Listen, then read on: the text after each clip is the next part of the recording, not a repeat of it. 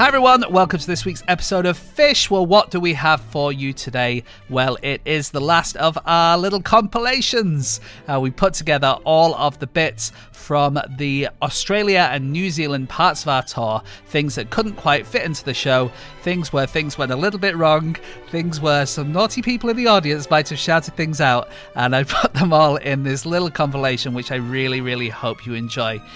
I should just say that there will be one or two unfamiliar voices in this show. Well, not that unfamiliar, really, because if you've listened to the last couple of episodes, you will know them. But Josh Thomson and Leon Buttons Kirkbeck, who both came in and saved the day when Andrew Hunter-Murray unexpectedly had to go home for personal reasons, they are both in these compilations at various points. So don't be surprised when you hear their voices. If you have been missing the compilations, we used to put them out quite often, but they don't come here anymore. They go on our Club Fish channel. And if you want to get those and all sorts of extra material that we do, then go to nosuchthingsasfish.com/Apple or nosuchthingsasfish.com/Patreon, and you'll find all the information of how to get all that extra stuff there. Anyway, really hope you enjoy this show. We will be back with an Office episode for those of you who listen to the show to try and get to sleep and get quite annoyed when we do live ones because they're too loud. Don't worry, we're back in the office next week, so really hope you will enjoy those. But in the meantime, sit back, relax, enjoy our compilation special. On with the podcast.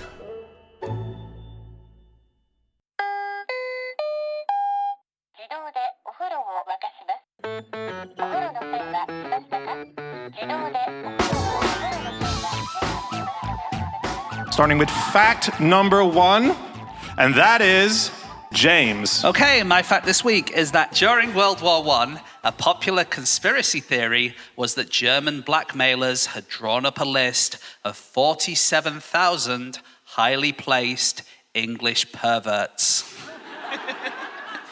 I suppose... What's so funny about that? It's just a funny photo. Sorry about that. Well, I don't know what happened there, but I'm sure you're going to the Tower of London. I think I'm in serious shit, actually, for what I just did, yeah. So this started back in 1965, and there was a journalist... Sorry? Did it, though? Come on, I get enough shit from these three. I don't need... Fucking Melbourne doing this. If we do that after every dubious thing Dan says, it's going to be a long night. It's your own time you're wasting. Yeah. It's like the weirdest panto edition. Did it though? He's behind you. Is he though?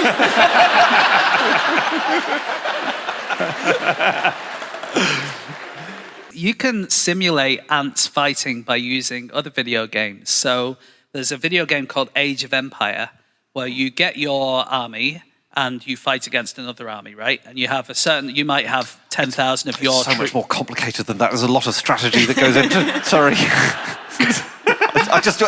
It's a civilization game. It's not a war game. All right, go on.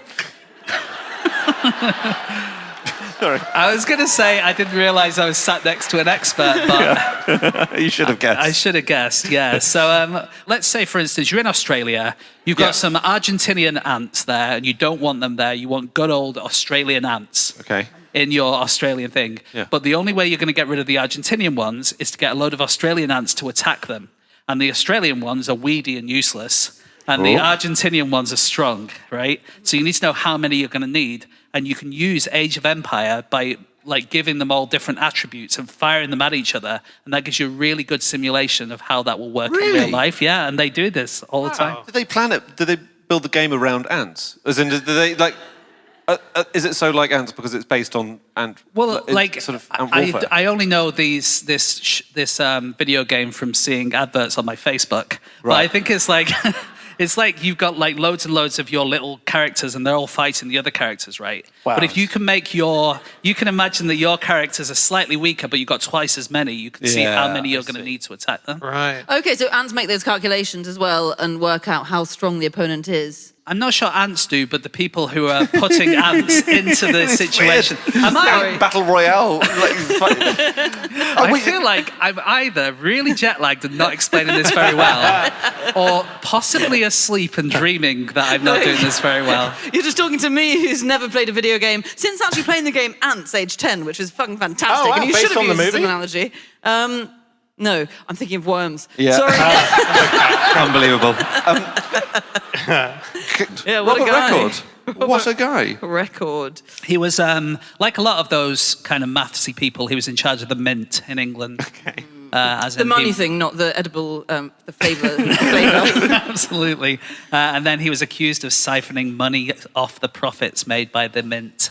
But it was basically because he was enemies of this other guy called the Earl of Pembroke.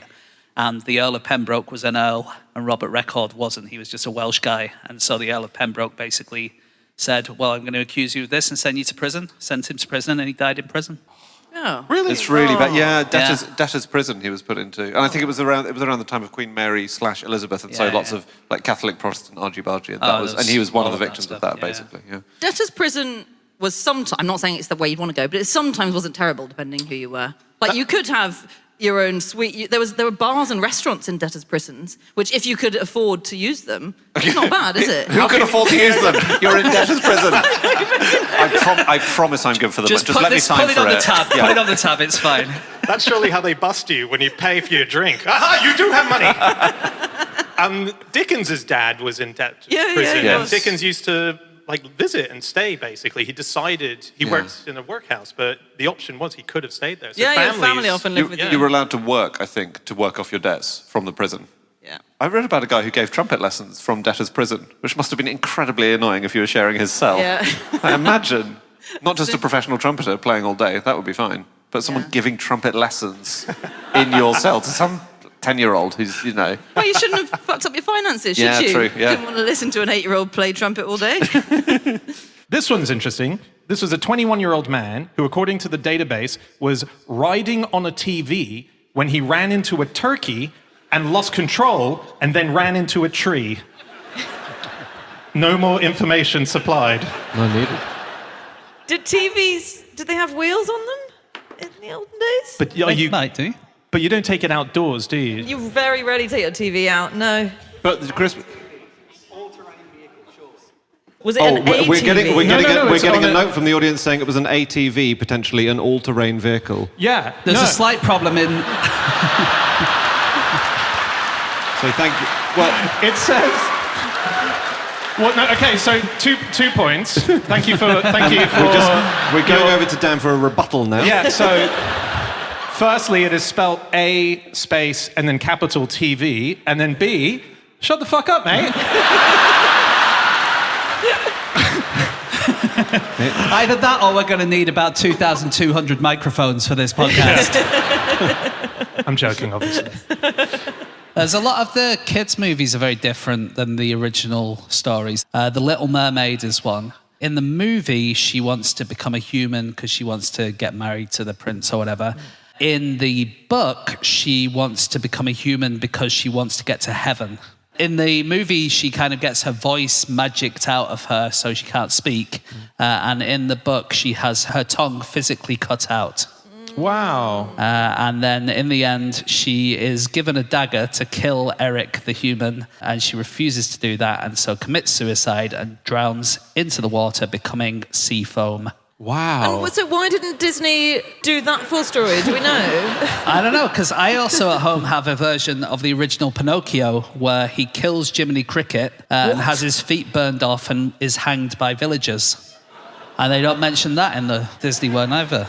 Can you imagine when you're sitting down, the Little Mermaid author, to say, we're very excited, we've bought the book, we've got a few changes to make to your plot. And he's like, okay. You've kept the cutting the tongue out. Yeah. No, we haven't. We have kept the Jamaican crab. So that's... Well, that's fine. Go ahead. they found that all these people who are returning stuff, there's just obvious patterns. So people who buy portable generators during weather emergencies, they'll use them right until the emergency is ended, and then all of those go back. Just this huge amount goes back. Large TVs surge returns. Sorry, what? When you say a TV? Yeah. Well, I've now finished driving on all the terrains. I can send this back. There was a survey of children in 1942 that found lots of them didn't think bananas were real. Oh, Because they hadn't seen them for they so hadn't long. seen one. Yeah. That makes sense. And in the same year, a single banana was auctioned off in Russell Square in London, and it sold for over 500 Australian dollars in today's money. No. For one banana. Idiots. I can't believe these guys won the war. I need to move us on in a sec. Yeah. Can I tell you very quickly, sort of journalese is this like shorthand term for terms that get chucked into newspapers all the time. Yep. And there is a book about them called Romps, Tots and Boffins, which is by a writer called Robert Hutton, which is all about specifically British, but I'm sure a lot of them apply around the world. And basically, just a few of the best terms. Booze-fueled rampage is what vile thugs go on to the dismay of revellers. Budding is someone under 20 who's good at something. Rushed is the only way anyone gets to hospital, typically after ambulances raced to the scene. And the best one, a sex session is one or more bonks. Very good.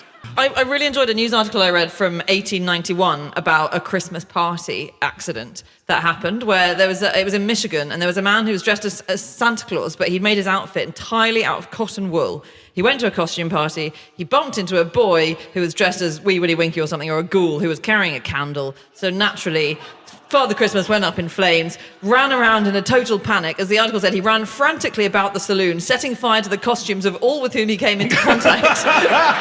All of whom then went on to rush wildly about the room, setting fire to other people they crashed into. Many of the guests were severely burned. The guy dressed as Santa and a couple of others may have succumbed to their injuries. So quite a mad catastrophe. But I just really like the understatement of 1891, where it said, for a short time, it seemed likely to end in catastrophe. Wow. That's a shame, because what he should have done, that Santa, because there's a stat that came out in 2006, which is that they surveyed hundreds of Santas that were in malls and found that 34% of them regularly were being urinated on by children. Oh. That's what they said. So what he should have done was just found any kid, pick them up, put himself out with, So right. The toddlers make quite good football coaches, soccer coaches, it turns out. For what reason? Oh, I didn't read into that. No, they try to teach robot footballers how to play football, and they use the normal way of doing it by they use geometric figures to tell them which way to go and which way to run. And then they found another lot where they showed them videos of toddlers sort of wobbling around and trying to walk themselves. And when they taught them how to walk like toddlers, they were way, way better at football. Oh. So who was way the better? robots? The robots. It's specifically for robots learning to play football. Yeah, right. You did sex that up a bit. I was imagining a toddler on the sidelines at a football match saying, "Get him, you blind bastards!" Can we mention a bit about Ray Gun quickly? Because there's been news recently that she's... what? Well, she's stepped down, right? She's retired. Yeah. And I'm not into the bullying that she's got. And I have to say it's because I think particularly Australia is brilliant when they create moments at the Olympics that are different to any other country. I mean, this country is so good at embracing those moments. Stephen Bradbury, right? Come on. Yeah. Stephen Bradbury, for listeners who don't know him, is the guy who was ice skating in a race. Everyone fell down and he won the semi-final, and then he made it to the final, and once again, everyone in front of him fell down. So basically all Ray Gun really needed was for everyone to fall down apart from her. They needed to, hit their neck. But you're meant to fall down in breakdancing. That's where she went wrong. Everyone failed to fall down apart from Ray Gun. But Stephen Bradbury, he embraced it. He goes around the country giving talks. I saw this today. He even has a line of beer called Last Man Standing. Like the guy has stepped into it. Not Olympics, but another sports star, John Hopuate, right? John Hopuate. Who's that? He got caught putting his finger up people's anuses 3 times. He's a rugby player. Right, he's a rugby player. He's a rugby player. There's the context, Dan, that I needed. He's not a 10-pin bowler. Yeah, he played for the West Tigers, and it was 3 North Queensland Cowboy players that he individually put his finger up at different times. Now, here's the thing. Big storm, he goes off. It's meant to be very embarrassing. A mutual friend who will remain nameless had a drink with him recently, and they said, "Are you embarrassed about it?" And he said, "Embarrassed." And he picked up his phone, and the shot on his phone, that is the screensaver, was his finger up someone's ass. Australians fucking embrace this stuff, and so I think Ray Gunn needs to get back on the horse. You're not allowed horses. But what... Well, that's what's it called, dressage, isn't it? Yeah. What is dressage if not horse breakdancing? Thank you, Andy. Yeah.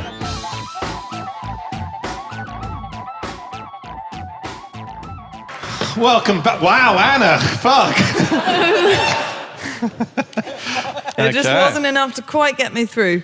Nice. Not that this hasn't been a delight, and I don't need wine to get through it. As It's you just were. there was some pretty big political news today, and she's celebrating, so it's... James went to Australia Zoo today. You went to Steve Irwin's Why Zoo. is that funny? Open mockery. Is that funny, going to that zoo? Oh, it's a classic. It's a Steve Irwin's. Yeah. But it was bold going when we had a show tonight, and you woke up, you know. There was later. a non-zero chance that I was going to be stuck an hour and a half away. Yeah. In a crocodile's mouth. I've actually James bought me a present from Australia Zoo, and this is so special because I think it's quite possibly the ugliest thing I've ever seen in my life. I wanted to buy him something that he would love and his wife would hate. It's a commemorative plate of Steve Irwin and Of Steve? someone If else. you can't see it at the back, lucky you. But it is crockery. Oh, come on. Yeah, that's true. Yeah. All right. And he also got me some socks. Oh my God. Or Crocodiles. It's not as good as crockery, is it? I should have left that in the bag. All right, well, let's press on before that one joke stinks up this whole room. Do you know what the Spanish word trampoline means? It's the eardrum. No. No? Okay. Is it not trampoline? It's not trampoline. Oh my goodness. Okay. It's a Spanish word for diving board. Well, I'll get it. Spanish word for driving board. I can edit this, right? Go on. So something springy. Yeah. Something you jump up and down. What about a diving Oh, board? someone in the audience got it. Yeah. And the reason being that the people who invented the trampoline as we would know it were inspired by the diving board, and they used the Spanish word for diving board. So that's the original. If Yeah, you say yeah. that a proper trampoline is actually a diving board. Really should be. Wow. Right. Yeah. That's very cool. God, so they think it's fucking weird that none of our trampolines have water. And they all break their legs when they try and jump off them. Can I say, and I apologize in advance to Andy because this is a fact of yours that we've never mentioned on the show, but I love it so much. Rivalries are often between siblings as well, right? And sometimes siblings we see like Serena and Venus, they make it into sports and they're always paired off against each other. Who is the more popular one? But there's a really great fact that Andy told us, which is that in NHL, in ice hockey, there is a record for the most points combined scored by 2 brothers ever in NHL history, and that is by the Gretzky brothers, Wayne Gretzky and Brett Gretzky. That combined, they have had 2,861 goals between them. Huge, massive. 257 of them. Wait, say it again. 280. 2000. Sorry. This is why I should let Andy do his own facts. Yeah, so 2,861 is the total. is the total between them. 2,857 of those were scored by Wayne, and 4 were scored by Brent. It's a horrible thing. Yeah. But Brent's such a nice guy. He's a dude. He did He's a lot a of the setups, dude. yeah. Oh my God, guys, I've just had a vision of something. Has anyone ever made this connection? The word golf, the O is the ball, the L is the putter, the F is the flag, and the G looks like someone bent over who's about to hit a golf ball. That's actually quite good. What the fuck?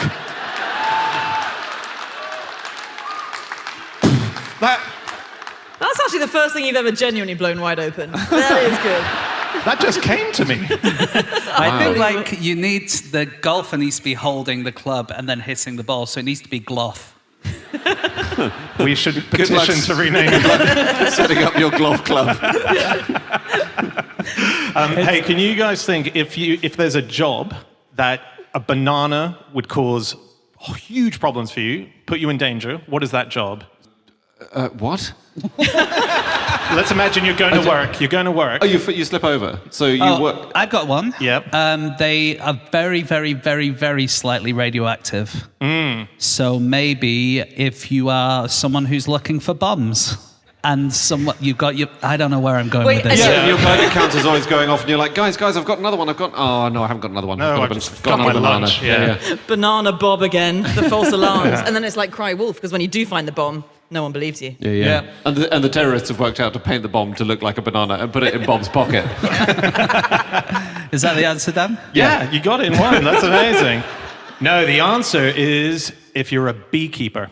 It sends them nuts. The smell of it releases this pheromone that makes them want to attack. So beekeepers are always advised, if you're about to go to work, don't have a banana for breakfast, because if you're near the hive and you breathe and they smell your banana breath, they're going to come and attack you. There's reports of beekeepers who are sort of like, 10, 15 meters away who decide to have a cheeky banana before doing their job, and suddenly they're being chased by all the bees from the hive who believe that they're being attacked, so they're attacking back. Yeah. You know what? I was in Australia Zoo this afternoon. Yep. That's not funny, guys. And it said there that the Komodo dragon can smell its dinner from 11 kilometers away. No. What? It must be true. It said it in Australia Zoo. Really? Yeah. It's because they use their tongues. They kind of stick their tongues out and they can taste some food from 11 kilometers. That's right, What the hell's the point in that? They're very slow walkers. That's going to take them 2 days to walk. That's right. They stick their forked tongues out, and I think we mentioned this on the show. They eat things that are so large, but they digest so slowly that they need to get the full thing in their mouth quite quickly to start that whole process. So what they'll often do is, if half an animal is sticking outside of their mouth, they will ram themselves into a tree so to knock it further down their throat and just be like trying to get a nail the other way. I know people who eat like that. It's not.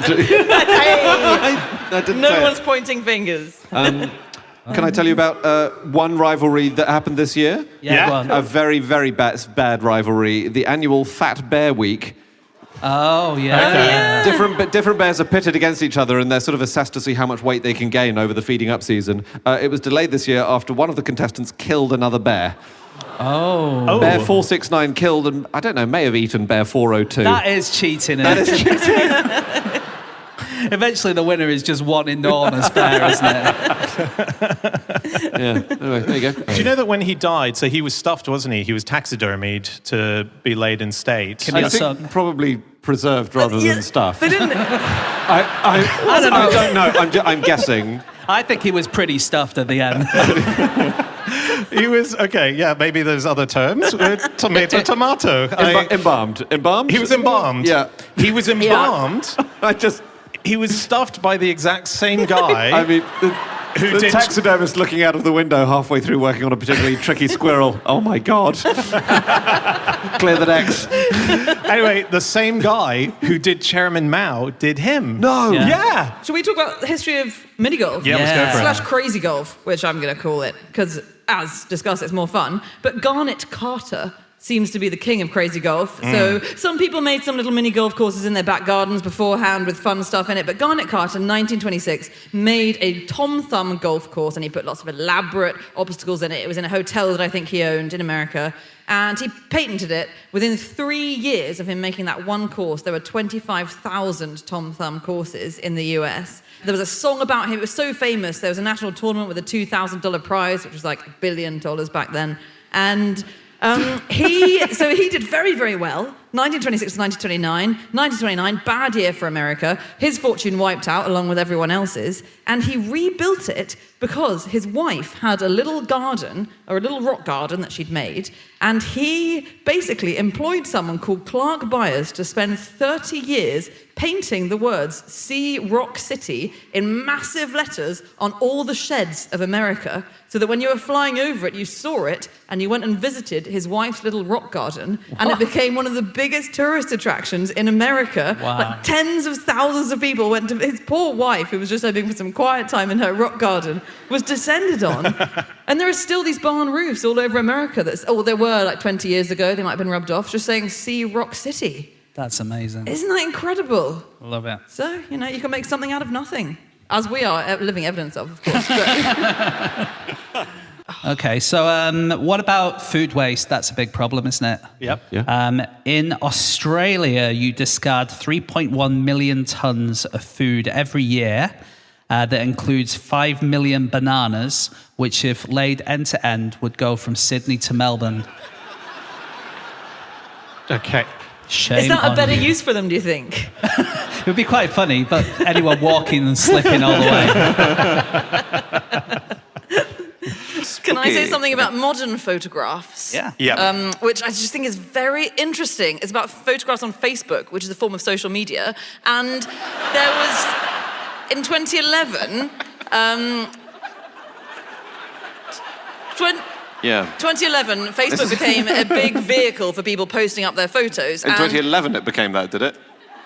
It suddenly... Because A lot of people had it even before that. But in... wow, God, but they were freaky early adopters, weren't they? Exactly. Not just any child at the Exactly. time. Yeah, go on.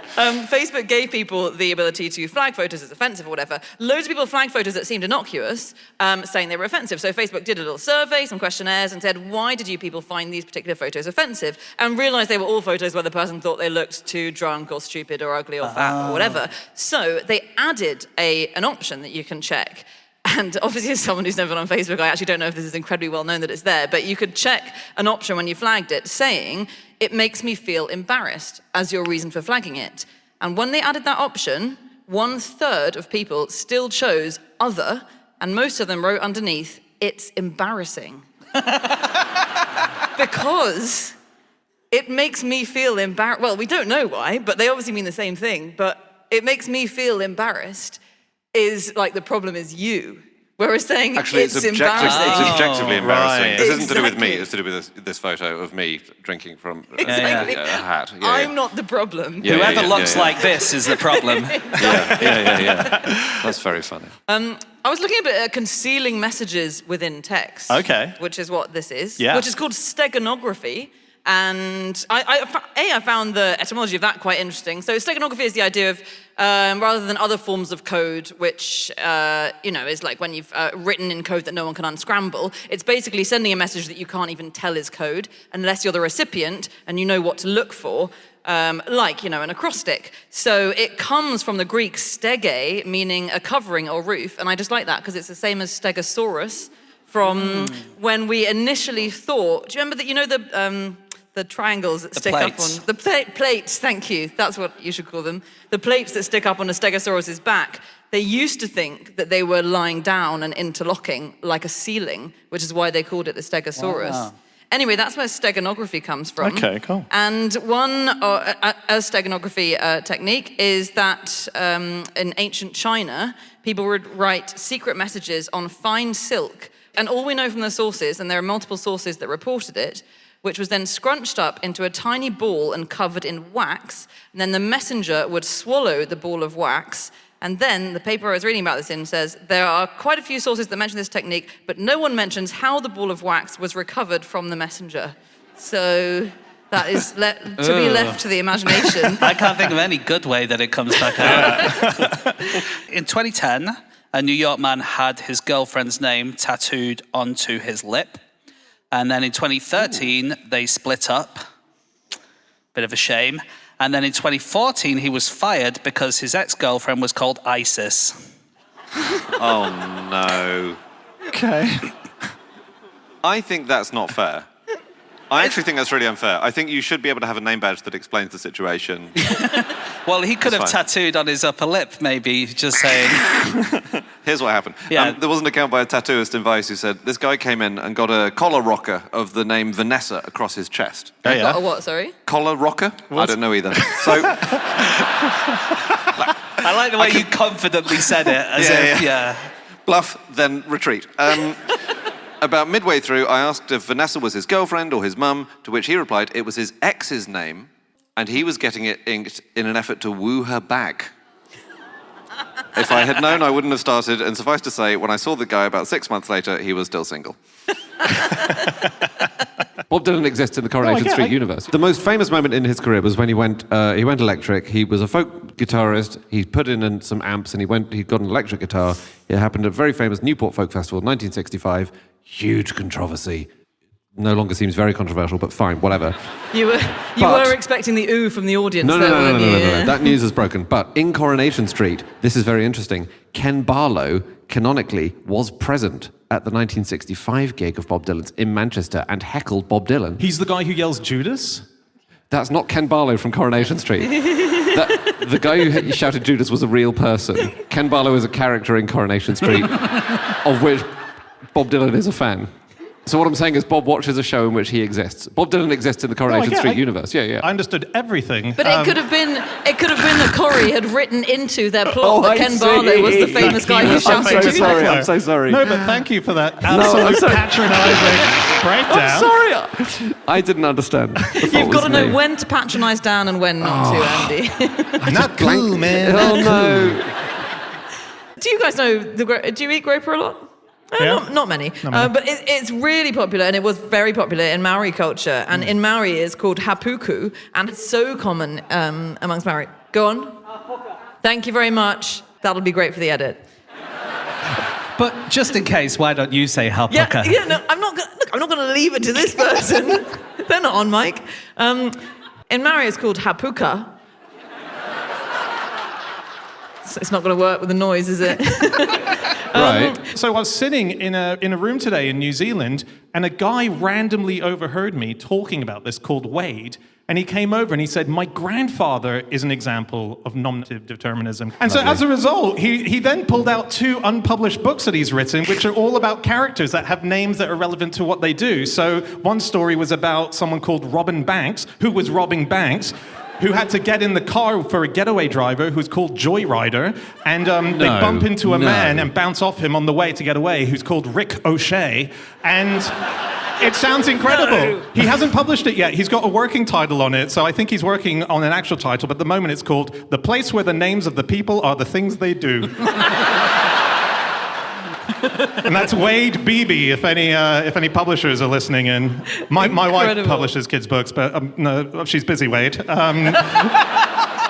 This is such bullshit. This kind of thing just happens to you. The 3 of us slave away for days on end staring at computer screens. You loiter in a pub for a while and someone comes up to you and tells you this stuff.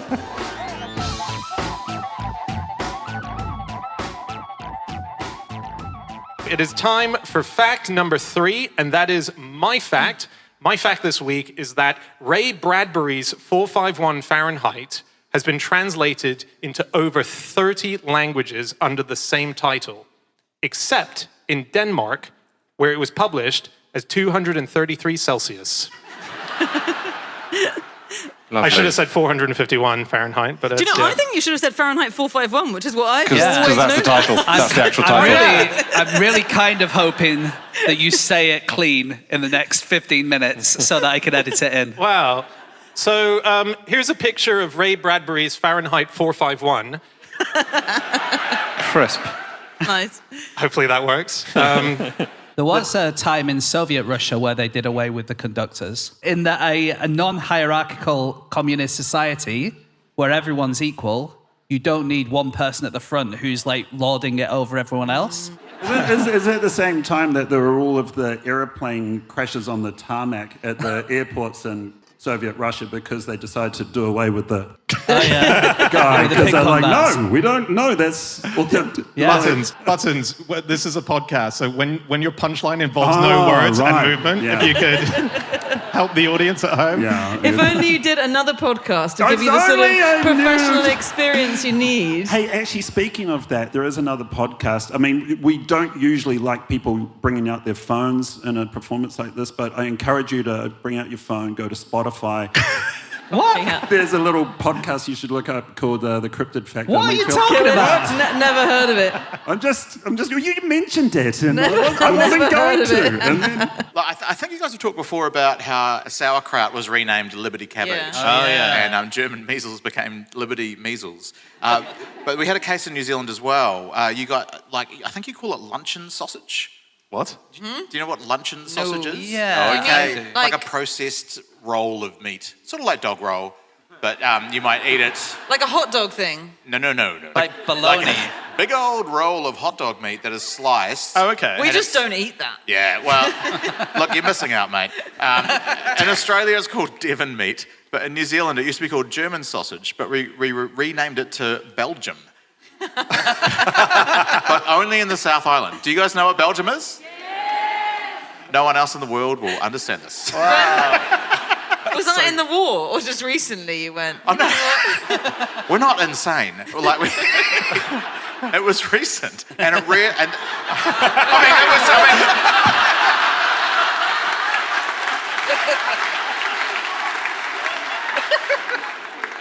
aliens. Oh, God.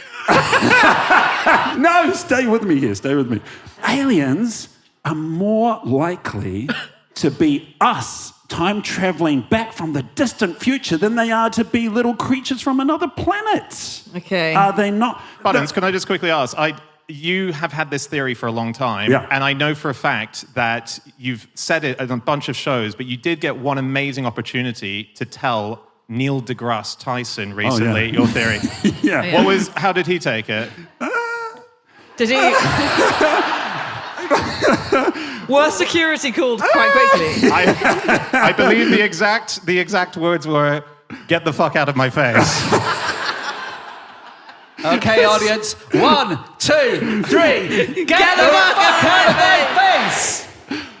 There was again, obviously there's always going to be paranoia about whoever is the enemy, and the Germans in World War I were very paranoid about the countries they invaded, the people in those countries, what were they plotting, and when they went into Belgium, there were lots of stories that Belgian children were going to do bad things to them. So there were all these rumors that little Belgian girls were coming and cutting off the earlobes and the upper parts of the ears of injured Germans and stashing them. And the little Belgian boys were coming and gouging out their eyes and putting them in churches. So there were churches in Belgium filled with soldiers' removed eyes. None of it was true. There weren't 12-year-old girls. Might want to rethink your sausage, mate.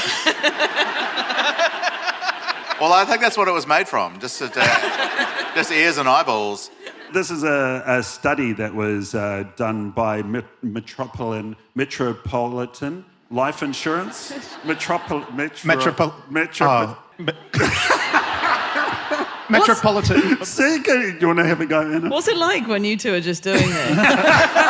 Is this what your other podcast's like? Well, after It just turns into chicken noises. I do have to say, after 10 years, how many podcasts has No Such Thing as a Fish done? 500. 500 plus apps. With the Cryptid Factor, 15 years. We just celebrated the other day our 100th episode. Because it takes us really long to form sentences. Hey, Buttons. I remember that study. Wasn't it from Metropolitan University? Oh, yes! Oh, that's... Would you like to remind us about this study? Oh, fuck. The person who cans the beer from Lerwick Brewery in Scotland is called Phil McCann. No. Beautiful. Yeah. That was sent to me on Twitter by someone called ASL Peterson. And there's a novel called An Office Romance by Iona Rose. That's lovely. When she was Princess Juliana, she had a town that was named after her called Juliana Drop. And so it was actually named after the birthing process, wasn't it? So this is a municipality in Den Helder.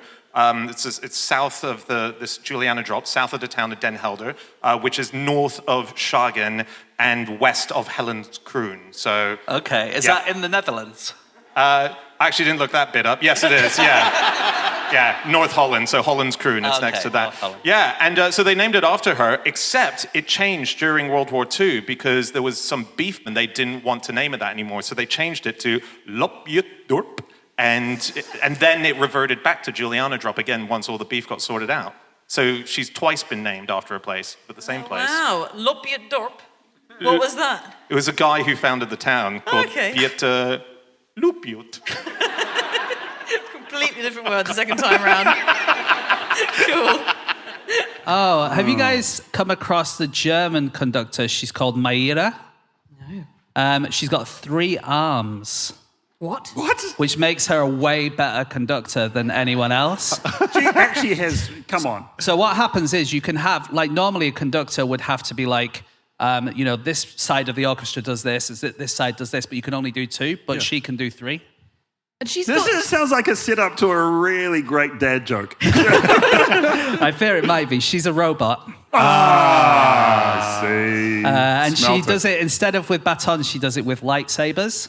Oh. And there is a special piece called the Semiconductor's Masterpiece, which uses this kind of technique of 3 different parts of the orchestra all doing different things. Wow. The semiconductor, I love it. One fact, which is not actually about World War I, but it is about sort of being paranoid about what the enemy is plotting. And it was 1870 in the Franco-Prussian War, which was, a huge deal, led to the, Germany being a thing.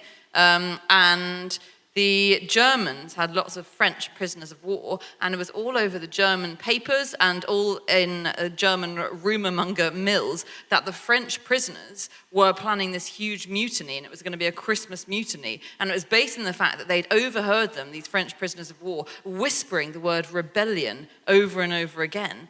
And so everyone was terrified about this, and people were put on hand to help out, and it turned out, it was investigated, it turned out that in France, the Christmas meal they have is called the Réveillon, which I think we've talked about before. And it was just coming up to Christmas, and all the French prisoners were going, what should we do for the Réveillon? We're in prison, so it's going to be harder than usual, but maybe we can make it work. And all the Germans were going, they're going to rebel, there's a mutiny. So funny.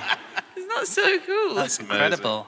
That was like, we spoke about a guy who's a local New Zealander who's up in, I think, Dunedin, who, when you were having problems with kakapos having sex, he was a saxophonist who came in and he played, they had a sexy room for the kakapos, and he was there with a saxophone, just like Kenny G-ing it up. And look, I've dealt with these allegations before, mate. Like, I don't want to... It's time to move on. There's a story that I think is quite a heartwarming story, but about don't suspect your enemy of too many wrongs. And it's in World War II. There was an opera singer called Viktor Ivanovich Nikitin, who was a Russian opera singer. And when the Germans were fighting on the Russian front, whenever he started singing, everyone stopped fighting. Really? Yeah, to listen to him. So he has an amazing voice. Apparently, he was a very famous singer at the time. I think there were recordings of him. So whenever he started singing, the Germans would pause their fighting until he was finished and then start fighting again. And I don't know why. There must have been a lot of pressure to just keep on singing. But there was one night that the Russians thought suddenly, hang on, the Germans have started contravening this rule whereby we stop fighting whenever this bloke sings, because something landed in their sort of trenches, and they immediately rushed to it, screaming, it's a grenade, they've thrown a grenade. And they picked it up, and it was a harmonica for them to accompany the opera singer. Wow. Oh, nice.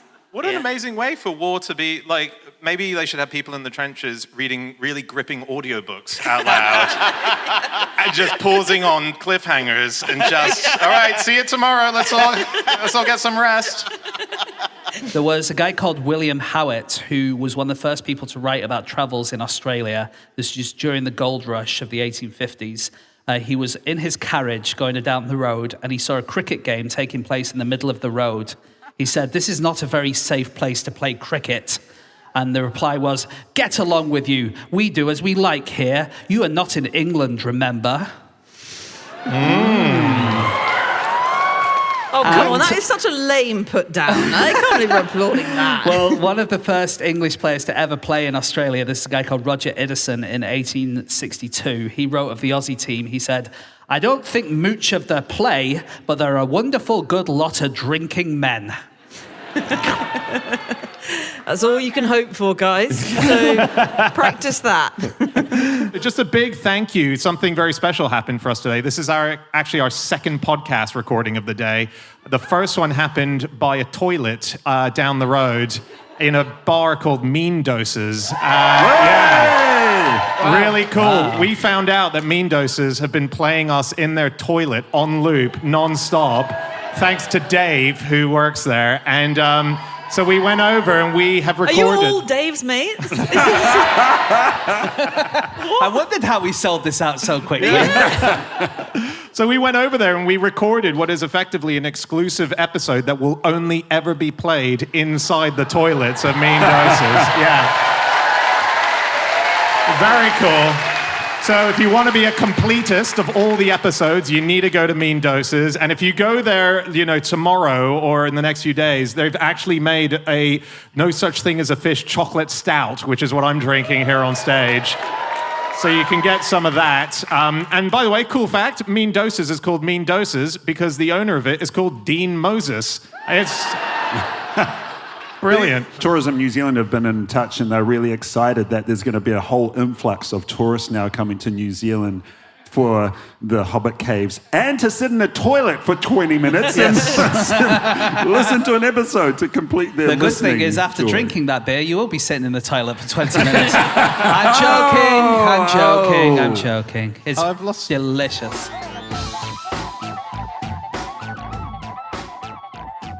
Okay, that's it. That's all of our facts, and indeed that is all of our tour.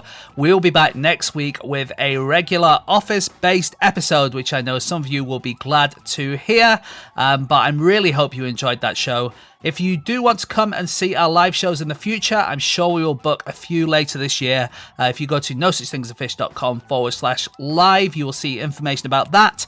Or you could go and look for our social media stuff. I'm not going to tell you what they are today. You can go to any other episode from our last 560 episodes, listen to the end, and you will see all of our social media information there. Not much more to say. Really hope you enjoyed the show. We'll be back next week. As the great man Andrew Hunter Murray once said, bye!